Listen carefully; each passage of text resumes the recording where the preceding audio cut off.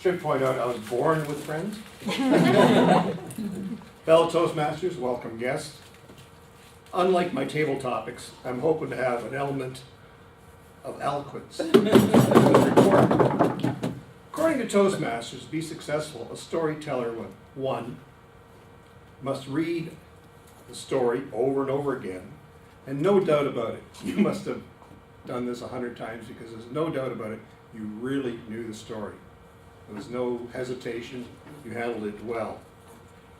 You're also, in order to be a good storyteller, you must be able to visualize all aspects of the particular presentation in your mind and work on every detail.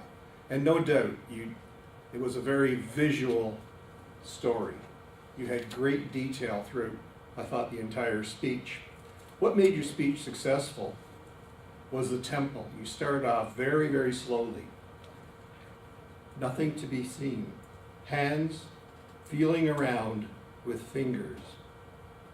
You had a good range of tempo when you compare that with big tears rolled down into her mouth. Good example of tempo. You had rhythm was present. The sun fell out. Flashes of magic. The magic was right there.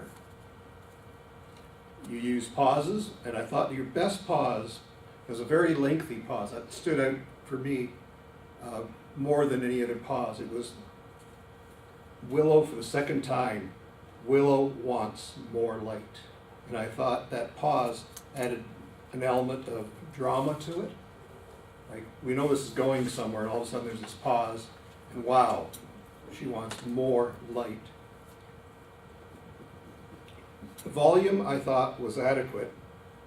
I would like to have heard a greater range of volume to emphasize the drama and the action as you're telling it.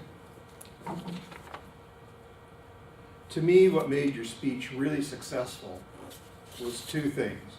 Facial expressions, and I thought they were very appropriate for where you were in the story.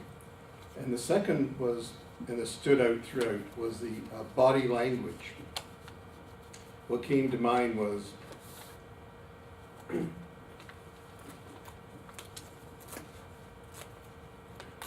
sorry about that. Small dots of light all over the sky. And as you're doing that, you had your hands up and your fingers were going. These dots that were everywhere up there, dots of light.